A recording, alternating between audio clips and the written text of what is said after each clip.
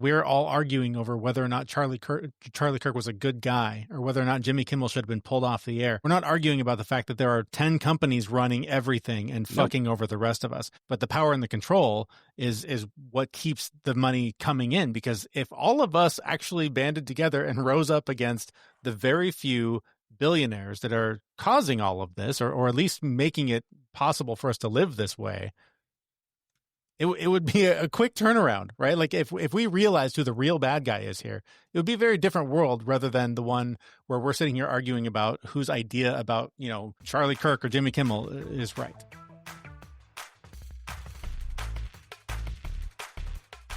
This is Robots. We're the podcast that tries to help you use AI and technology to safely manage your mental health, your well-being, all of the things that we're trying to manage on a day-to-day basis.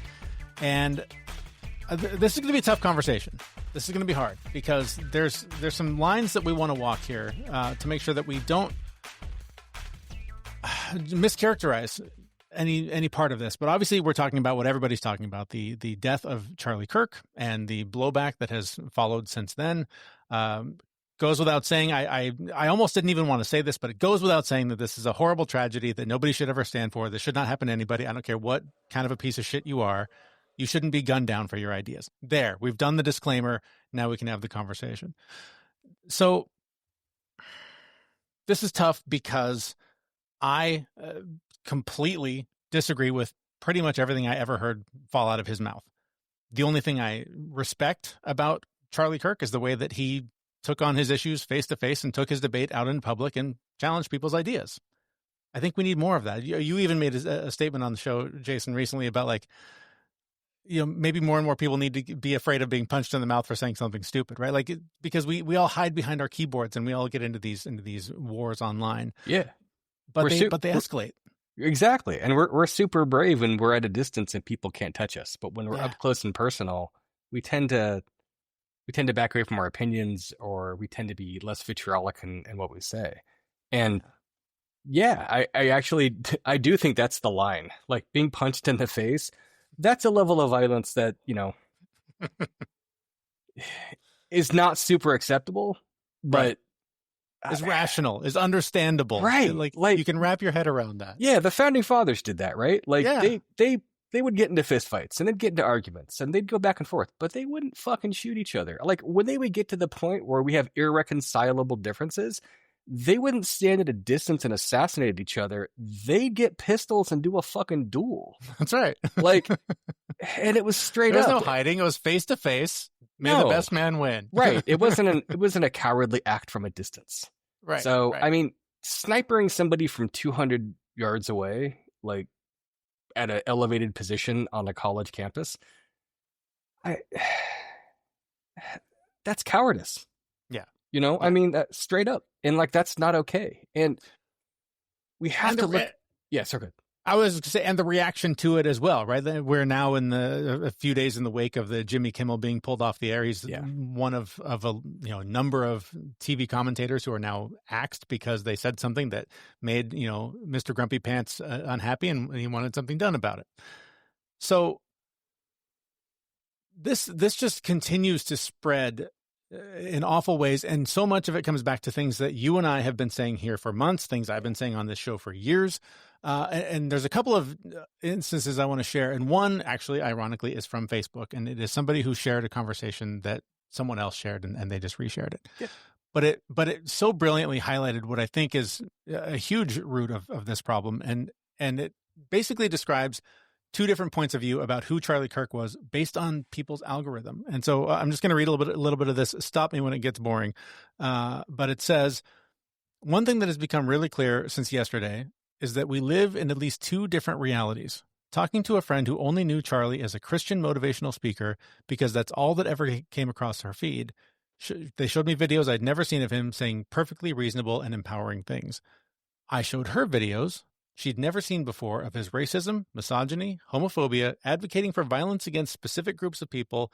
She was horrified by his remarks about Nancy Pelosi's husband's attacker being bailed out and celebrated for his violent act. She was horrified by the number of things he'd said, but she had never seen them or heard them before. the same as I had never heard or seen the generalized clips of him sounding like a perfectly nice, loving man and father. Neither of us had the whole picture of this man. I mentioned he was a known white supremacist, and she thought I was joking. She talked about him giving a speech about finding your purpose and doing good in the world, and I thought she was joking. I saw why this friend was mourning the loss of a person she thought was a good person. My friend, bless her, saw why I feel the way I do about him. We understood each other better in spite of $1 billion internet machine specifically focused on keeping us apart because we talked to each other with the desire to listen and learn rather than the desire to change someone else's mind or be right. I mean, that's it. That's it in a nutshell, right? The very salient point in that is that Charlie Kirk was a people. And people, as individuals, persons, are not entirely good and are not entirely bad. Yeah. You can find fault in Mother Teresa.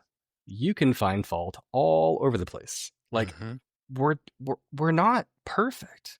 Right. And thinking that we are is foolish. But we're also not entirely evil. Like, and unworthy of sympathy and empathy. There is so much to unpack in that statement, because the way that most of us consume information these days is via a few media sources. Those media sources are being consolidated. Most of them are being consolidated towards the right now, and they've gone through their own path to be consolidated by the left. And really what they're being consolidated to is people with money. And we have to stop thinking about media in terms of political left and political right. We have to start thinking about media by the people that are motivated to make money off of it, which is what they're doing. Like, they're not doing it for the public good. And the FCC coming out and saying that we're going to revoke ABC's licenses if they don't do something about Jimmy Kimmel is government censorship. Yep. This is not cancel culture.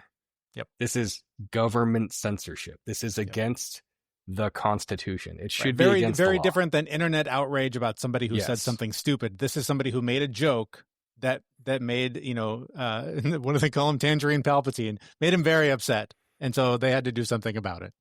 Right. And it's, look, the fact that the right is getting upset about this at a level where they're like, cancel everybody, fuck this. If you say anything negative against people that we like and love, we're going to cancel you. This is exactly what they were complaining that the left was doing to people. Yeah. Yeah. So this blade cuts both ways. And there are definitely people on the right that are standing up and saying, no, this is not okay. Like Fox News, people on Fox News are saying this. Like, cancel culture should not be a thing, because the next party that comes into power could cancel us. Whether or not we have another election is still up for debate. There is that. Yes, exactly. But this feels very, very much so like stories I've heard of authoritarians and dictators coming in and forcing propaganda and messages to be scripted a certain way, which is exactly what the right was accusing the left of. But I've never seen the left make the threat that we're going to cancel Fox's licenses from despite a loud chorus of the left saying cancel their license. Like, what they're doing is not good, what they're doing is harmful. Like, they are pressured by the population to do that, and they're like, no, because we understand that when the shoe is on the other foot, we would be screwed. We know better. But that's kind of, I mean, and I don't mean for this to get political, and that's what I was afraid of. But it is the actions of someone who is behaving as though they aren't going anywhere. Right. Like they are intending to make rules as though they don't ever have to worry about blowback from those decisions. Yeah. So that's at the risk of getting political, I want to step back a little bit more and talk a little bit more about the perpetrators of this violence and the information that tends to lead to the actions of assassinating somebody you disagree with. Yeah. There's a guy that I'm a fan of. His name is Scott Galloway. He was on CNN just within a couple of days of the shooting. And really, in this few minutes, articulated something that we have been saying here for a long time. And I wanted to just share this quick conversation that he had with Anderson Cooper on CNN. Whether it's a watershed moment or not, I think is a function of if it results in a tangible action. And I would argue you need to diagnose the problem kind of honestly and openly before you can move to solutions, but I see the problem as having kind of three legs of the stool here. The first is that our economy is basically, our stock market's being driven by 10 companies who are in the business of trafficking attention and have figured out, their algorithms have figured out that we used to think sex sells. What we found is something better, and that is rage. And these algorithms have figured out that the best way to get engagement and more Nissan ads is to figure out your political leanings and then take you as far as they can, tweet by tweet or reel by reel or TikTok by TikTok, to an extreme. And now that Americans get two-thirds of Americans get their news from social media, the temperature has just gone up. And I would ask all of us to do what Darth Vader suggested and search your feelings. You know this to be true. The second thing is, we have young men in this country who have a lack of opportunities, whose prefrontal cortex doesn't catch up to a woman's until he's 25, are sequestering from society, and are up against the deepest pocketed, most talented companies in the world with godlike technology, trying to convince them they can have a reasonable facsimile of life on a screen with an algorithm. The result is they're sequestering from relationships and guardrails. You have literally the amount of time young men are spending with their friends has been cut in half. They're not attaching to work. They're not attaching to school. They're not attaching to relationships. And they're increasingly vulnerable to be radicalized online. And then the third thing, and it's boring, but there's just no getting around it. I'm in London right now. Over the next 12 months, there will be 30 people killed by guns in the UK.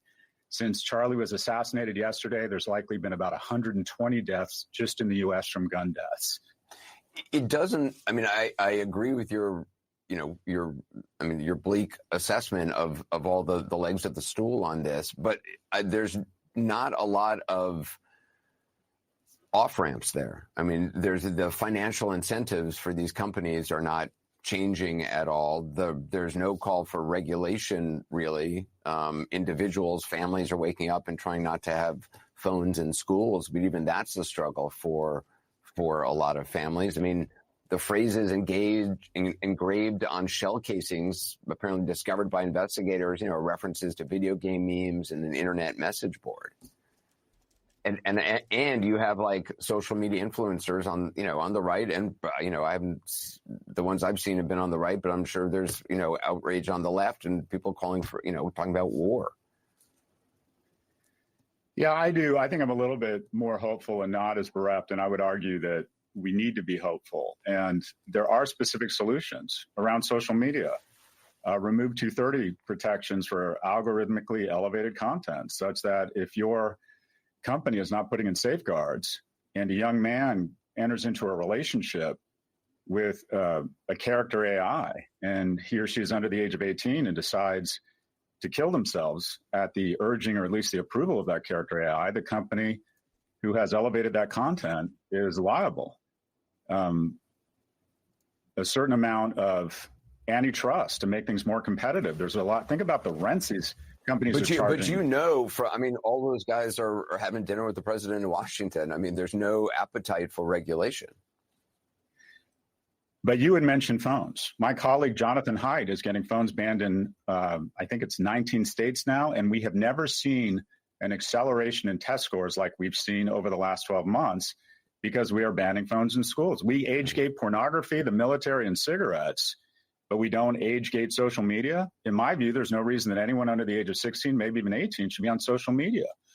Mark Benioff compared social media to cigarettes, but 17-year-olds don't pick up a pack of Marlboros, smoke them, and then get radicalized. There is evidence showing that social media's impact on young girls leads them to self-harm, and its impact on men is also mostly self-harm, but also external. They can start harming others. And to be clear, the majority of young men, I don't want to pathologize them, are not going to pick up a gun. But I absolutely think there is regulation and there are things that can be done. We need to get more people, specifically more male role models and more economic opportunity presented to young men who are 4 times more likely to kill themselves, 3 times more likely to be addicted, and 12 times more likely to be incarcerated. There are absolutely common sense solutions here to address some of these things. And the illusion of complexity is weaponized by the incumbents. It's weaponized by big tech, who doesn't want to take responsibility for common sense solutions. It's weaponized by the incumbents, whether it's the NRA. We fall into this illusion that it's a democracy. It's not. The passive majority has bested by special interest groups that are well organized and well funded, as evidenced by the gun lobby and the tech lobby that seems to be dining with the president every other week. But no, resist. There is an opportunity here to change things. So is this a watershed event? We'll see. Scott Galloway, thank you. First comment.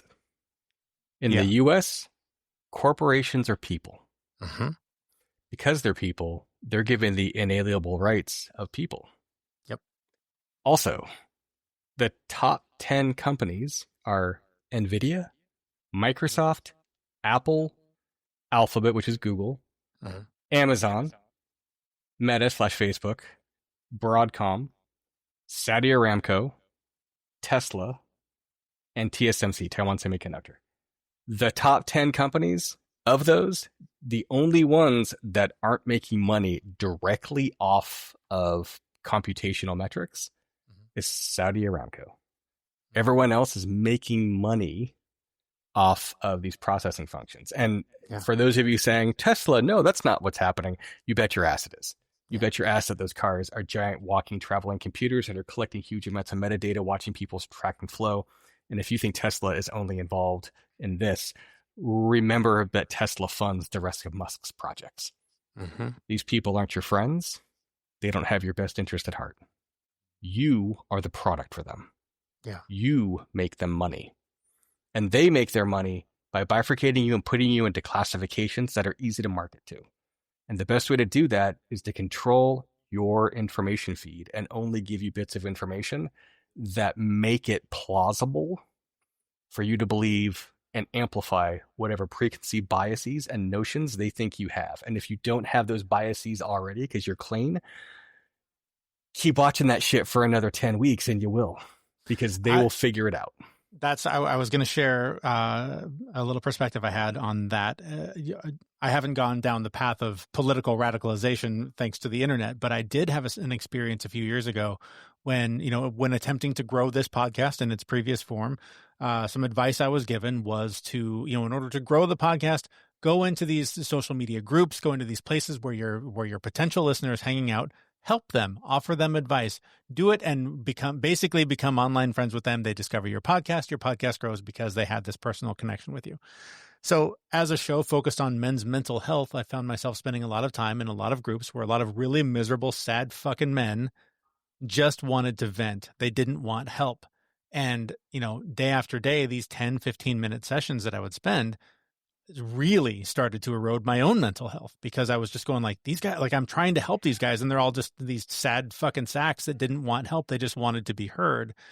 And it fucked with me like in bad ways. Like my mental health was probably at the lowest it's ever been because I was spending so much time with people whose mental health was so emotionally fucked up that's the only place they felt they had to go to get help.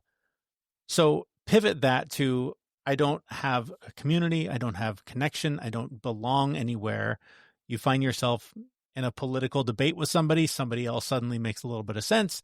They share a group with you that you take part in, you join that group, and that just opens up the pathway to deeper and deeper rabbit holes that ultimately lead to these radicalized behaviors where you're suddenly feeling like it makes completely rational sense to go murder somebody because they said something you don't like. That's how it works. Yep. Now, the thing I want to ask you about, I know you have a lot of experience in dealing with bots, because that's the other part about this that people don't talk enough about, is that all those people you're fighting with or agreeing with or having conversations with online, they ain't people. And if you saw the latest Superman movie, the interpretation of it as monkeys in space was fucking fantastic. But you've done a lot of work to try to prevent bots from doing what bots do. Tell me more about that. Yeah. So more than half the traffic in the internet's bots. And I've worked at several companies building web application firewalls. And RSA, one of the big security conferences out there, probably the biggest security one, which happens every year in the Bay Area, their topic the last 2-3 years for their main stages have revolved a lot around preventing bots. And there's different kinds of bots. There's good bots, things that are out there trying to do good things, trying to index information for easier searching. Their intent is not to harm. There's bad bots whose intent is to harm and to take things down or to grab information or to do things they're not supposed to do. And then you have this other category of just poorly configured, costly bots. So you might have good bots, but they cost website owners a lot of money, or they cost companies a lot of money because they're too aggressive, or they do something, they're misconfigured to do something bad. And then you also have bad bots that aren't expensive to let run and do their thing. What about the bro bots? What do you do about the bro bots? It's a good question. I would say the bro bots are in the upper left-hand quadrant of the good and inexpensive. Because if any of you are paying extra money for this podcast, we're fucking up because we're not getting any money from it. We aren't getting any of it. So yeah.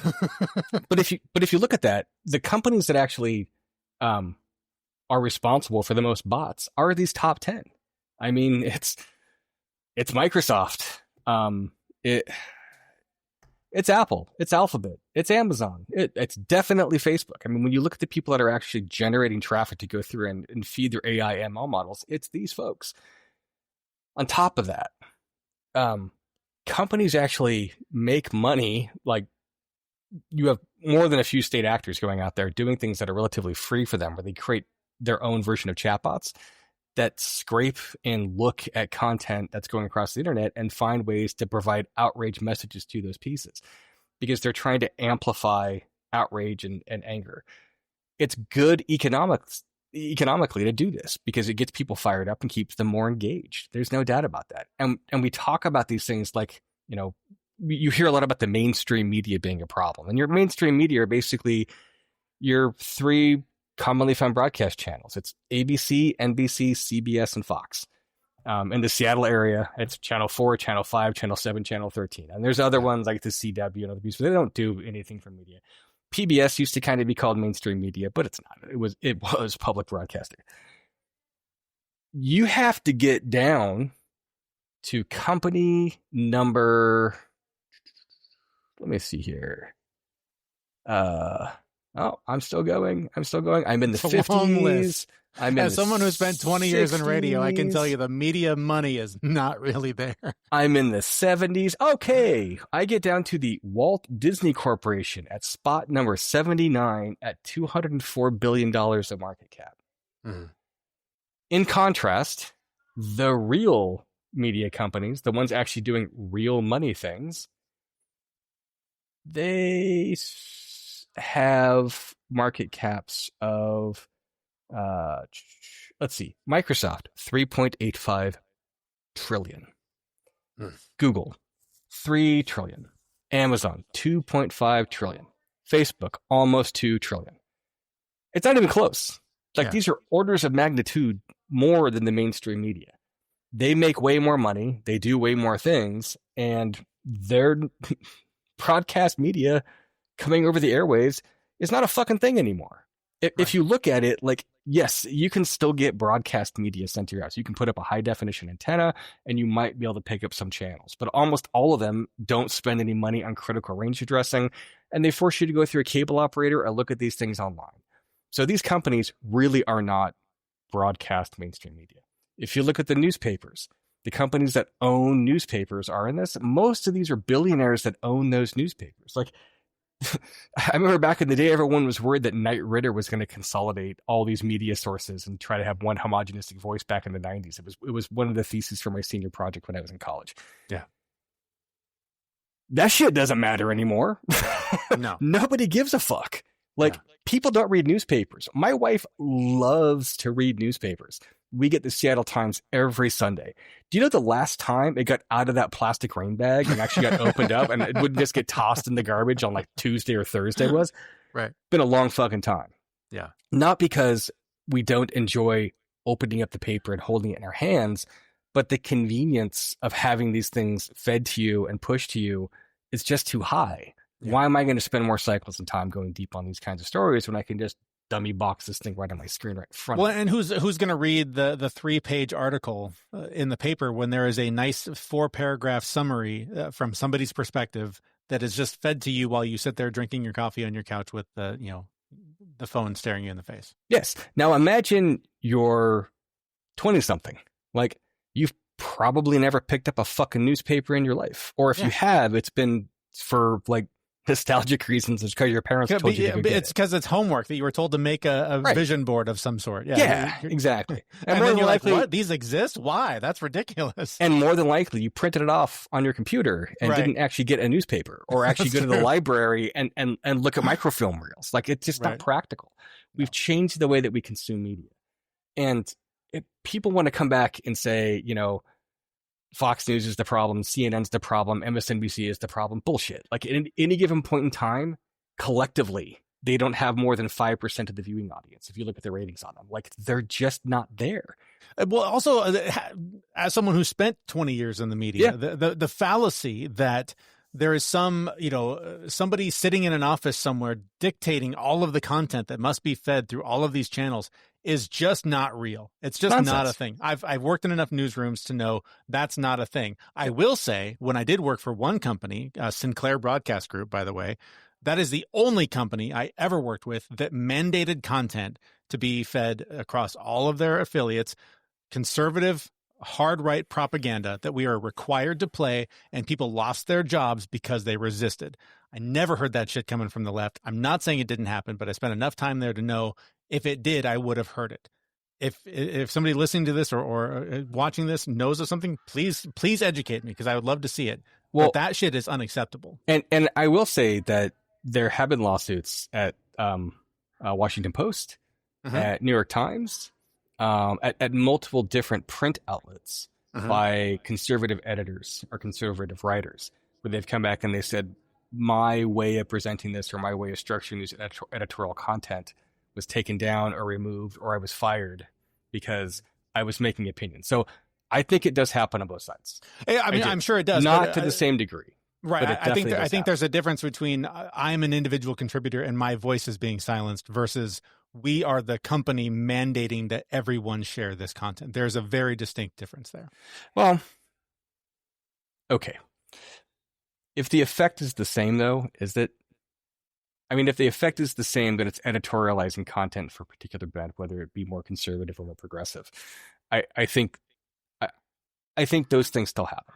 And sure. I definitely think that Hollywood and the people that produce content for entertainment purposes tend to skew more left than right, but not entirely, right? Like, there definitely does tend to be a narrative that gets put in from Hollywood by the people that produce content to try to make things look and feel a certain way. Like, of course, we've seen the scope of like military dramas change, of police dramas change. Like, they're definitely more progressive in the way that they talk about things. Like, they definitely present things and from that perspective, they try to be holistic and they try to be more inclusive compared to what they were 20 years ago. Like, we just watched Starship Troopers. My kids were watching it downstairs. My daughter's boyfriend had not seen it before, and they're like, we're going to watch Starship Troopers. It's fantastic. It is. But it's a total war propaganda film, right? Like, and it's this thing where it's human fascists against bugs, because we've decided to take fascism out to the universe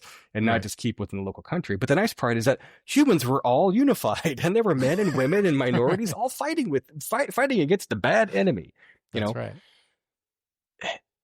In other words, we are highly, highly susceptible to having our minds changed by signal inundation. Yeah. And the more signals you have coming towards you, the more you're going to be affected by this. At the same time, you can program automation in such a way to amplify negative signals or positive signals however you want. And understanding the intent of those pieces is not particularly difficult. And creating fake Facebook accounts is super easy. And Facebook does not at all want to stop this from happening. It's how they make their money. They are not incentivized one bit to make this change. Neither is TikTok. Neither is Google /YouTube. None of these big podcasts are set up that way. Apple makes their money reselling multiple different layers of these pieces and creating their own content. I mean, Amazon's in so many, has their finger in so many cookie jars that, there's no way that they're not making money from it. They have their own ad tech platform. They have their own LLMs and machine learning systems. Like, these are all there. And then your chip manufacturers, your NVIDIA, your Broadcom, your TSMC, like all these places make money off of trying to crunch data at large volumes inside their data centers. And, and Oracle is like hugely on the rise right now. Larry Ellison's son now owns CBS. Oracle, Larry Ellison is not known for being super progressive, but honestly, he's not known for being super political either. Like, he tries to figure out a way to make money, because it's not about politics. It's about deregulation, and it's about getting access to turn people's dollars out. But I think that's something that is interesting, because it's not just money. Like, the political impact is also very, very strong, because if you talk about the fact that we're all arguing over whether or not Charlie Kirk was a good guy, or whether or not Jimmy Kimmel should have been pulled off the air, we're not arguing about the fact that there are 10 companies running everything and fucking over the rest of us. And that's like, okay, the money's great, but the power and the control is what keeps the money coming in. Because if all of us actually banded together and rose up against the very few billionaires that are causing all of this, or at least making it possible for us to live this way, it would be a quick turnaround, right? Like, if we realized who the real bad guy is here, it would be a very different world, rather than the one where we're sitting here arguing about whose idea about, Charlie Kirk or Jimmy Kimmel is right. Yeah. I mean, as of 2024, there are 813 billionaires in the US. Yeah. 813 people. And if you just collect them all and turn them into a monolith and keep them as one group and say, these 813 people are the ones doing these things, we need to get rid of these 813 people. That's not the answer. No, that's not the answer. Because there are a few millionaires. I mean, how many US... I'm just Googling this live.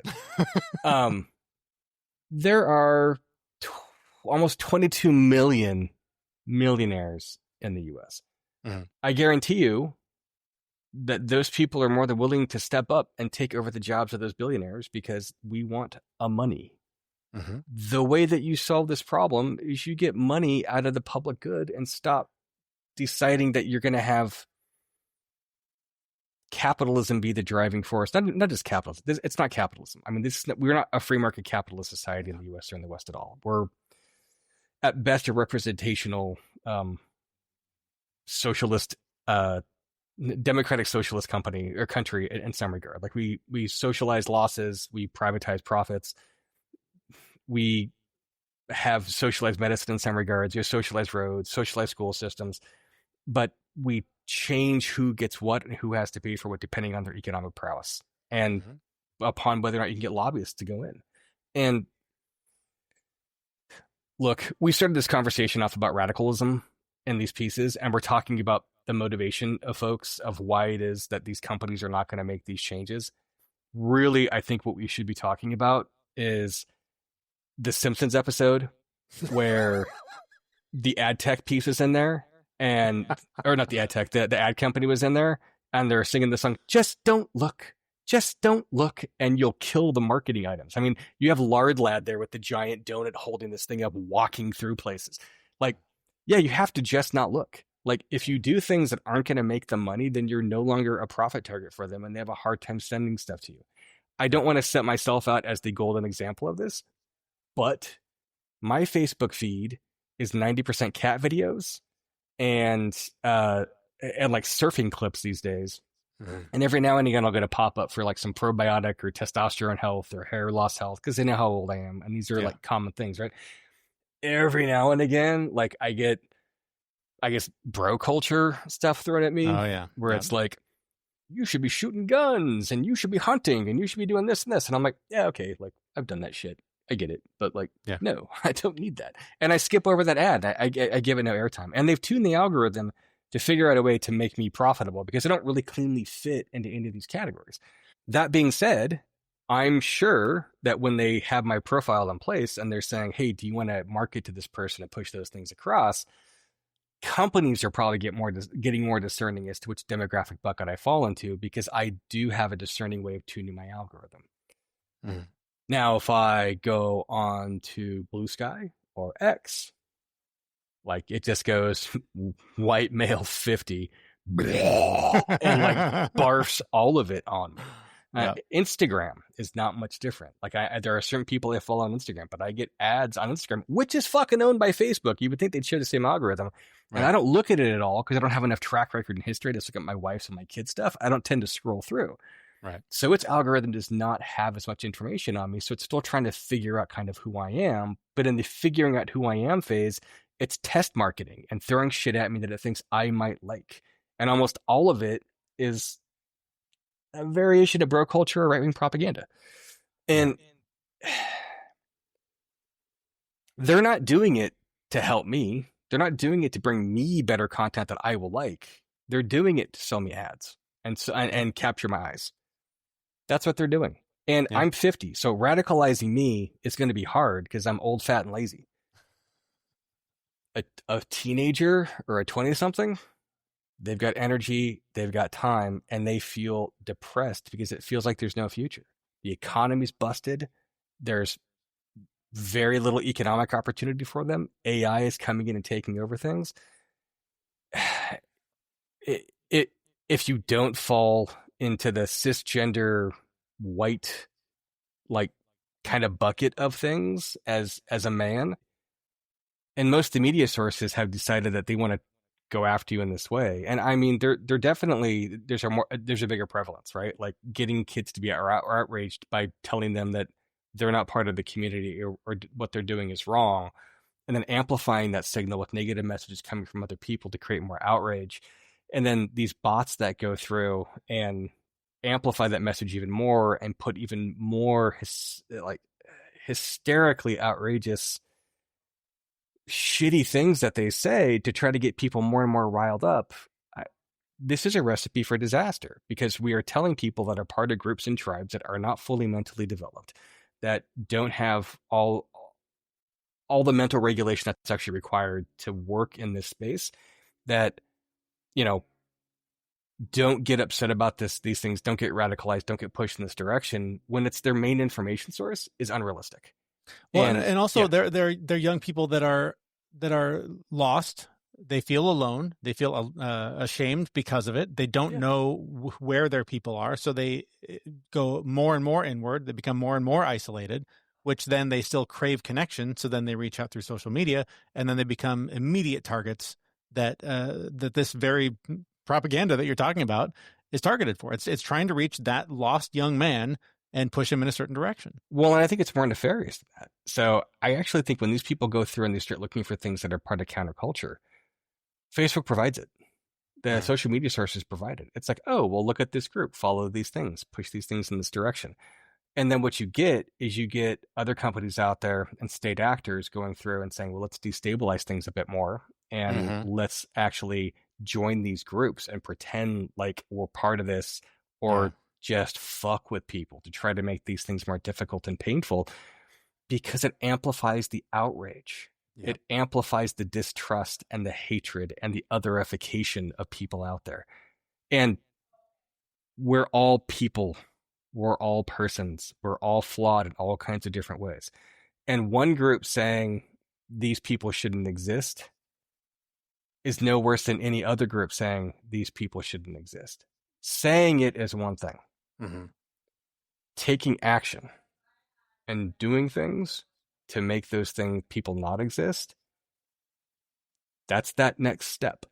And when you look at the body politic and the removal of voices and the removal of opinions and literally the physical removal of people in the US at the moment, there is plenty of reason to think that at any given point in time, you could be targeted. And the fear is not unfounded. So you've got this convergence of these different pieces occurring right now, and it's scaring folks. And the media outrage machine is leaning into that. And keep in mind, It's not the mainstream media that's the problem. It's fucking social media. Mm-hmm. And look, I've still got a Meta account. I still use Facebook. I still use Instagram. I've got an X account, which I fucking hate. I refuse to have a TikTok account. I've got a Blue Sky account. Like I've got 40 other pieces. I mean, I started a fucking social media company like 8-9 years ago to try to get it moving. This is the things that we deal with and the things that we have to be looking at. What I do think needs to occur is I think these social media companies, there needs to be a way for people to have other folks validated that what they're saying, that these are real people, not just bots. Facebook could do all of that, but they're not doing it because it's expensive, it's difficult, it eats into the profit margins. And it hurts exactly what they're trying to do. I mean, exactly. It doesn't allow people to be as outraged, so they don't get as much money. Yeah. And there is, as we heard earlier, there is no appetite in DC for regulation on any.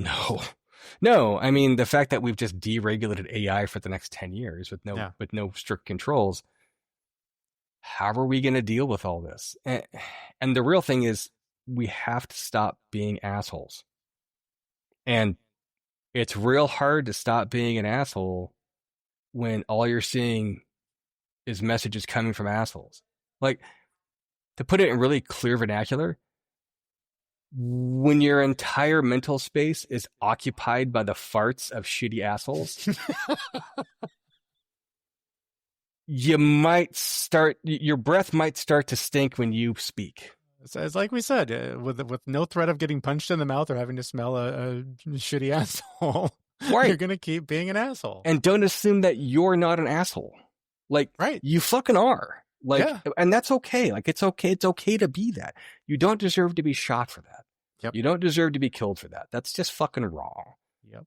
Punch in the face is a different story. Yeah. But...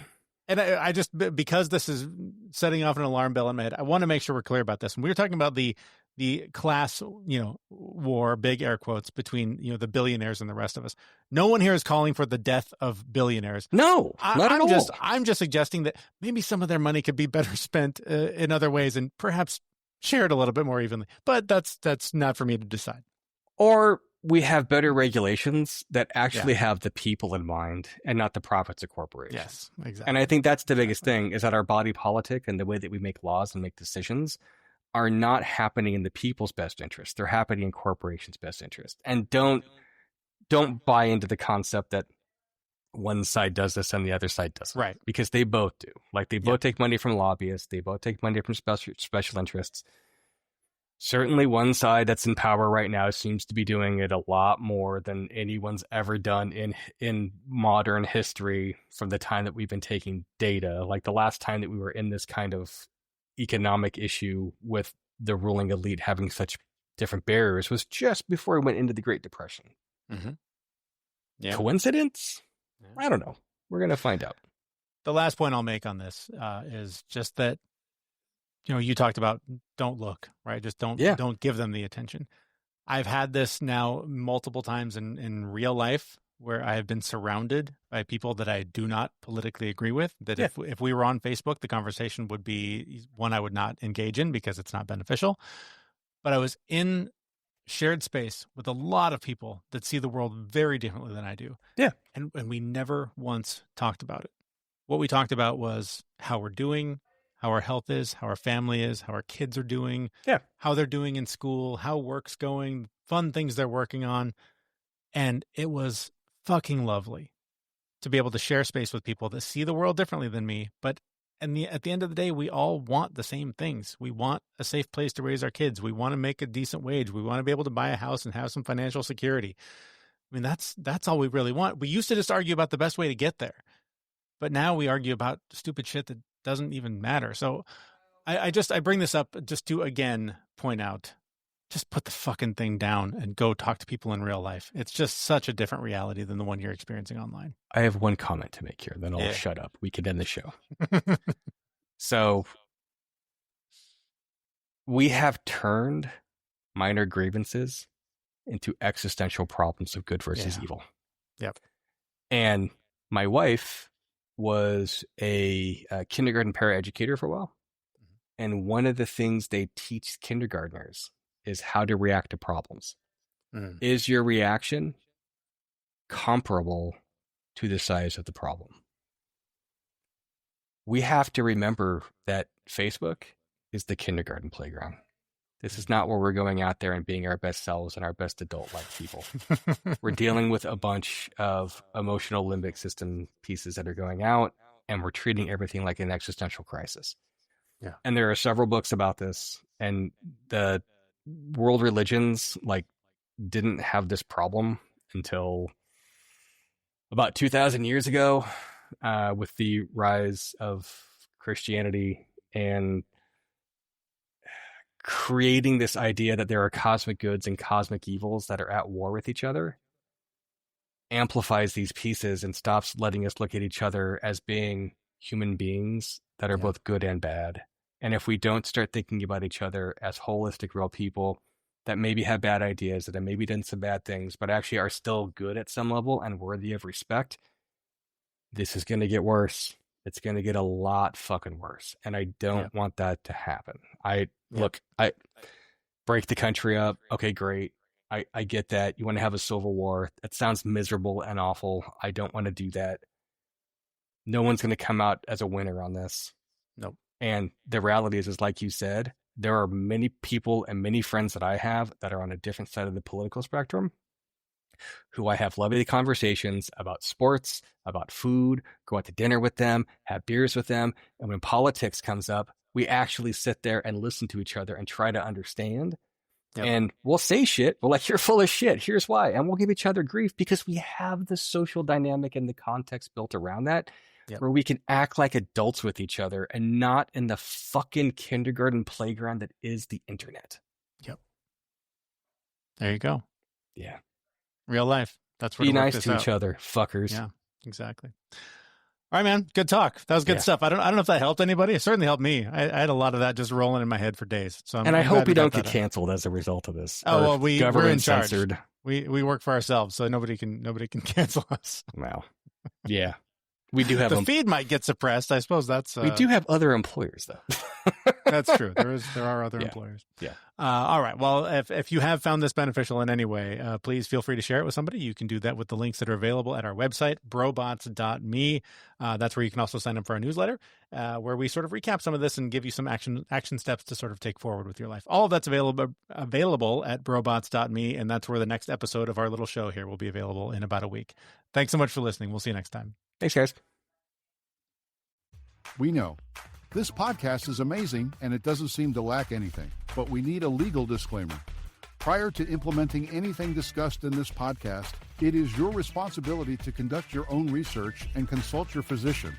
You should assume that these knuckleheads don't know what they're talking about, and they're not liable for any physical or emotional issues that occur directly or indirectly from listening to this podcast. Life doesn't pause when you're sick. Vaccines against respiratory illnesses can help protect you and give you more playtime with your best friend. Depending on age and health status, vaccinations for flu, COVID-19, RSV, or pneumococcal infection may be recommended. Vaccines can help keep you from having a rough time. Learn more at cveep.org/vaccines-protect. Brought to you by the American Lung Association and CVEEP, fighting infectious respiratory disease.